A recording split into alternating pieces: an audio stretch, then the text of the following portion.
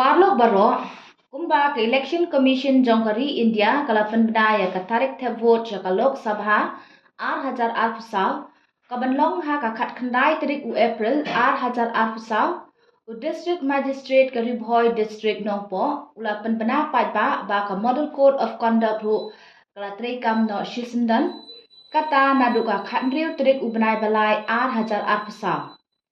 Kumta halor kane bat kumbala pen khubor ya uleng ba ka section 144 CRPC u district magistrate ulamana ba onom sha ekino ki jingtho hakanro banta poster ni ki kot ban pen snido de kino ki rukom ban pen yang ne pen inam mi ki dor bala on ki hoarding banner bat lama ha ki jaka ne compound sarkar ni jong ki Pyba. Lamana banwa lama ne poster ha ki jaka ki rushimet lat no ki brayo jingbet ne kitrai.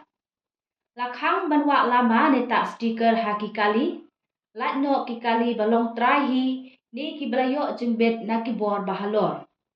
Lakhang persya ino banra suloi ne tiar penbethei lat no ki pulit sipai bat kiwi ki force ki bla ai bor da ke sarkar.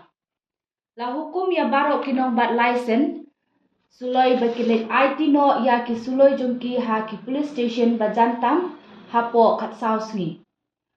Omsya ban pelong meeting election klem ke jingbet u district magistrate lem bat urang bat shnong jong ke jaka balong meeting. Lakhang ban pendon kam PA system nadu shpo beje menmiet hadu ndriu beje menstem. Ya ki tiar PA system ba pendon kam klem ke permission on kurup. Onom la ban penlong rally ne procession klem ke jingbet. Lamana ye kiru shimet ne kenhun banra pisah palat sanpo hajar tingka.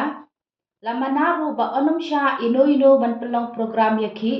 Kenang ba ke Jingpyrkhing ya ke election kalong ke bayat bet ya jenti hadu bakut. Kublei shibur.